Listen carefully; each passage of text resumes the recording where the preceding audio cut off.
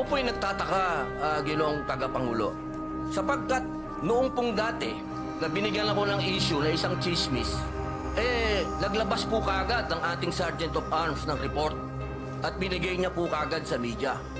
Ito po, wala pong kahit na sino ang nagpapaliwanag na hindi ko po ginawa. Ang tanong ko po, meron po ba tayong tinititigan sa tinitingnan dito?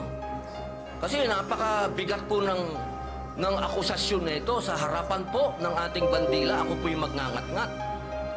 At gusto ko pong ipaalam sa ating mga kasama, kung politika lang, handa po ako mag-resign. Pero pagka-religion ko po ang pinag-usapan, kahit sino sa inyo, kung ano gusto nyo, wala pong problema. Pero wag pong religion ko. Hinihingi ko po, wag pong religion ko, mahal na tagapangulo. Dahil ito po'y malaking kapastusan sa amin. Ito po, ang sinisip na ko po, ito po'y nag-iisang Diyos.